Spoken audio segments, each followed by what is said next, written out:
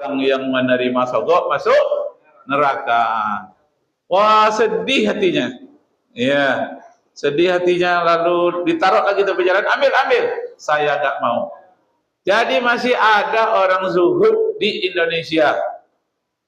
Yang kedua, orang yang zuhud di Indonesia, Menteri Agraria dulu. Menteri Agraria, sekaligus dulu dia Menteri Keuangan. Namanya Mar'i Muhammad.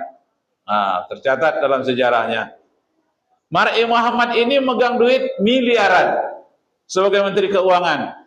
Tapi hidupnya sederhana, mobilnya mobil yang rendah, rumahnya sederhana, tidak mau hidup bermewah-mewah. Kenapa?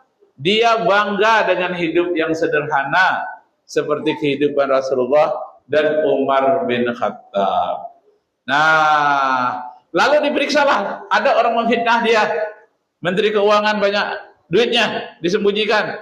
Diperiksalah dia, diperiksa oleh KPK, tapi namanya bukan KPK waktu itu, belum.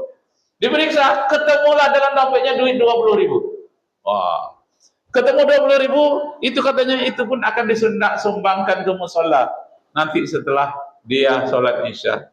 Itu pun untuk disumbangkan.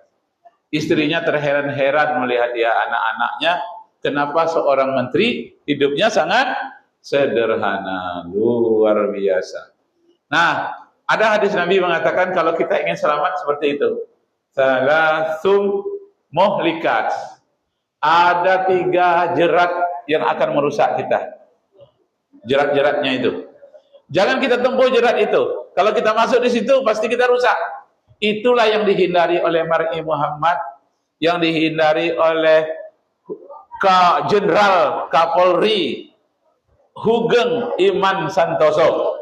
Apa ini pegangnya?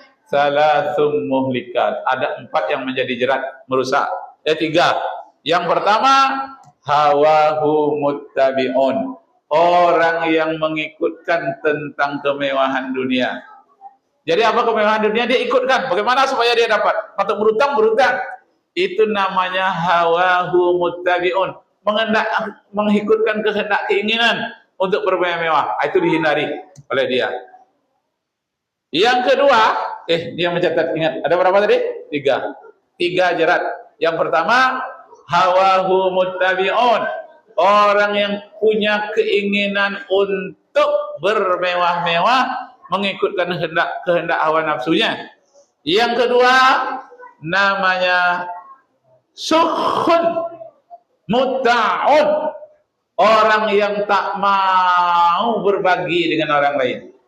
Dia punya harta, nggak mau berbagi, nggak mau berzakat, nggak mau berinfak, nggak mau mengasih hadiah, jadi nggak mau dia mengeluarkan. Itu dalam bahasa Indonesia namanya kikir. Ibu tahu kikir? Kikir yang untuk motong besi itu, tahu ya? Tahu kan?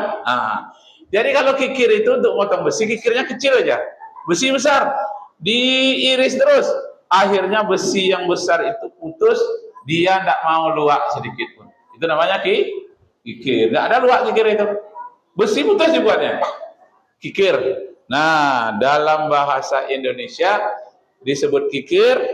Dalam bahasa Arab namanya bakhilun. Bakhil. Dalam bahasa Melayu kedekut. Dalam bahasa Minang saku-saku bajai. Enggak mau infak. Nah, orang-orang yang seperti ini pasti rusak.